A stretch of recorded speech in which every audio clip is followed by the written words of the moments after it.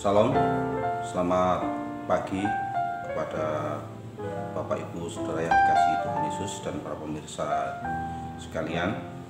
Bersyukur pada kesempatan pagi hari ini kita bisa bertemu kembali untuk merenungkan firman Tuhan bersama-sama. Renungan yang akan saya sampaikan pada kesempatan pagi hari ini saya memberikan judul yaitu Kristus lahir memberi sukacita bagi manusia.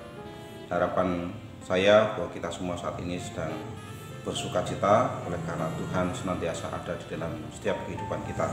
Nah, judul yang saya berikan atau judul yang saya sampaikan pada kesempatan pagi hari ini selaras dengan tema yang diambil oleh Gereja Baptis Depok, yaitu Natal membawa sukacita yang besar di masa sukar. Bapak Ibu Saudara, apa yang membuat kita bersukacita atau apa yang membuat orang percaya bersukacita saat Natal? Secara umum kadang-kadang orang salah pengertian bahwa ketika Natal tiba itu akan merasakan sukacita apabila ada hal-hal yang meriah, ada hal-hal yang mewah dan sebagainya, sehingga itu identik dengan kegembiraan atau sukacita. Sehingga ketika kita merayakan Natal, kita akan merasa sukacita apabila acara Natal meriah, kemudian ada gemerlapan hiasan Natal, kemudian ada pesta-pesta Natal, kemudian ada banyaknya hadiah yang diberikan, hadiah yang diterima dan sebagainya. Nah, itulah yang kadang-kadang kita salah berpikir tentang sukacita yang kita alami di dalam Natal, sehingga kalau seandainya ini yang ada di dalam pikiran kita, maka untuk Natal saat ini atau Natal di tahun ini kita tidak akan mengalami sukacita, karena kita tahu bahwa Natal saat ini adalah Natal di tengah-tengah pandemi, di mana setiap aktivitas orang itu dibatasi, sehingga kita tidak memiliki satu kebebasan, sehingga boleh dikatakan mungkin kita tidak ada sukacita. Tetapi kita melihat bahwa kalau kita belajar dari firman Tuhan, ada banyak tokoh Alkitab yang memberikan satu wawasan kepada kita bagaimana mereka boleh menghadapi Natal itu dengan sukacita. Ketika mereka tahu tentang kelahiran Kristus, mereka tetap merasakan sukacita, ya. Nah, inilah yang akan menolong kepada kita bagaimana supaya kehidupan kita ketika kita menghadapi Natal, termasuk di tahun ini, kita juga akan merasakan sukacita walaupun kita merayakan Natal di tengah-tengah pandemi. Nah, siapa sih yang tokoh-tokoh tersebut yang boleh kita teladani dan bagaimana mereka mengalami sukacita yang begitu luar biasa karena melihat daripada kelahiran Kristus ini? Nah, yang pertama kita melihat dari nats Alkitab yang akan kita baca pada kesempatan pagi hari ini, yaitu dari Lukas pasal yang kedua ayat yang ke-10. Di sini saya akan membacakan. Lalu kata malaikat itu kepada mereka, "Jangan takut, sebab sesungguhnya aku memberitakan kepadamu kesukaan besar untuk seluruh bangsa."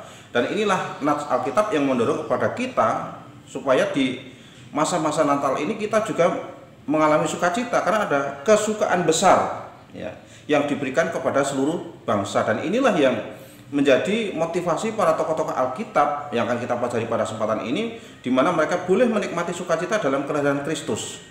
Yang pertama kita akan melihat dari Lukas pasal 1 ayat 55, kita akan menemukan di sana yaitu tentang sukacita yang dialami oleh Maria.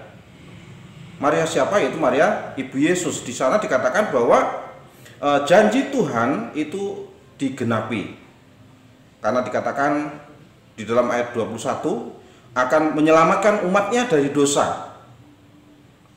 Nah, ini Maria sadar bahwa karya terbesar yang dialami, karya terbesar yang diberikan Tuhan kepada dirinya, yaitu bahwa Maria boleh menjadi jalan untuk menyelamatkan manusia, itu tidak hanya berfokus kepada diri sendiri yang dia pikirkan, tetapi berpikir kepada umat manusia, berpikir tentang keselamatan manusia. Dan itulah yang membuat ketika Maria mendapatkan tawaran dari Tuhan untuk menjadi ibu sang juru selamat, Maria menerimanya dengan sukacita.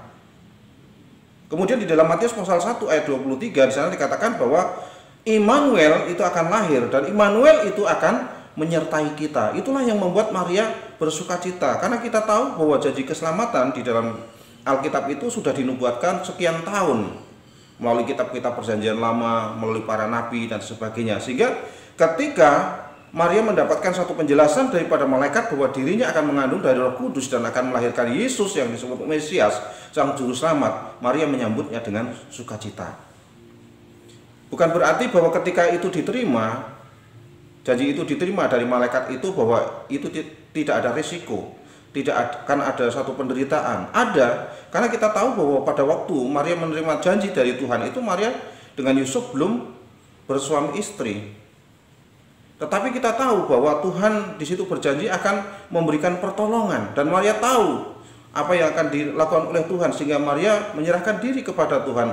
Apa yang menjadi kehendak-Mu biarlah terjadi kepada hamba-Mu.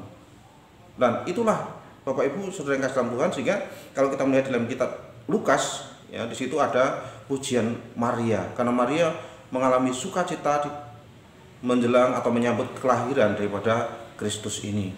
Karena Maria tidak hanya berpikir tentang dirinya, tetapi Maria berpikir tentang bagaimana keselamatan dunia itu diberikan melalui dirinya atau melalui Maria yang akan melahirkan seorang juru selamat yang disebut Mesias dan menjadi raja. Bapak Ibu sedang kasih dalam Tuhan, Maria bersukacita. Itulah yang menjadi contoh bagi kita. Kemudian yang kedua, kita melihat di dalam Lukas pasal 1 ayat 45. Di sana dikatakan, kita melihat yaitu tentang satu tokoh, siapa itu? Elisabet. Elisabet juga mengalami sukacita ketika Maria datang ke rumahnya, disambut oleh Elisabet. Maka Elisabet mengatakan bahwa bayi yang di dalam kandungannya melonjak kegirangan, ada kesenangan, dan Elisabet pun juga menyambut Maria dengan sukacita. Kenapa Elisabet boleh dikatakan ikut bersukacita? Karena dikatakan di dalam ayat 45 itu bahwa apa yang dikatakan Tuhan itu akan terlaksana. Artinya janji Tuhan itu akan digenapi. Ini seperti pemikiran Maria di dalam Lukas pasal 1 ayat 55, yaitu bahwa janji Tuhan akan digenapi. Sedangkan Elisabet mengatakan apa yang dikatakan Tuhan akan terlaksana. Nah, itu berarti bahwa Elisabet mengimani terhadap apa yang terjadi dalam kehidupan Maria itu, bahwa itu adalah janji Tuhan, itu adalah karya Tuhan, sehingga Elisabet ikut menikmati sukacita. Nah, Bapak Ibu Saudara yang kasih dalam Tuhan, Elisabet berpikir tentang keselamatan yang besar.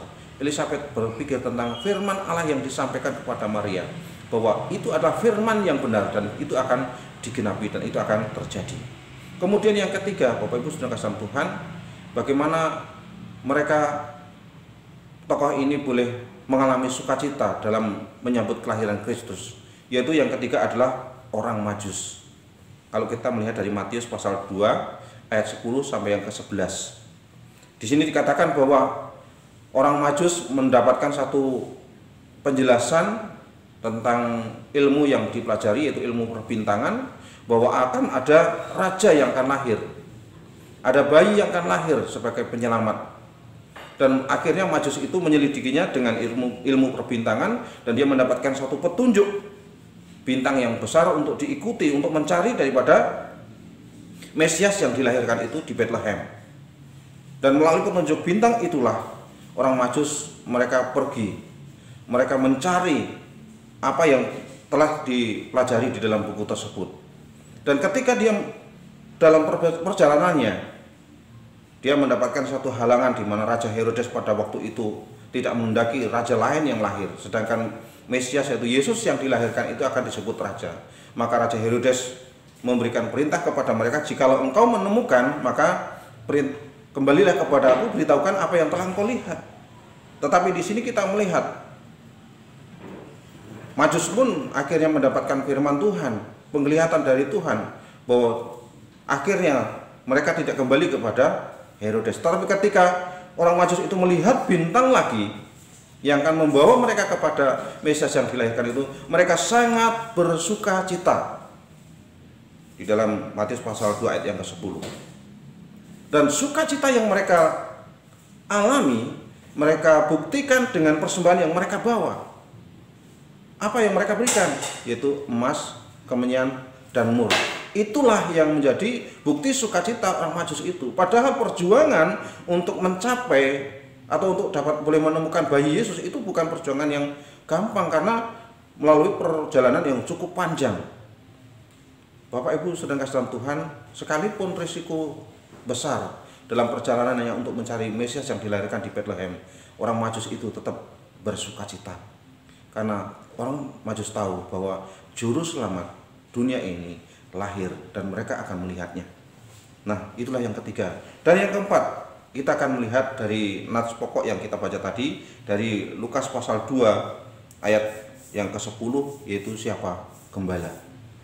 Jadi tokoh keempat yang menyambut kelahiran Kristus dengan sukacita adalah para gembala.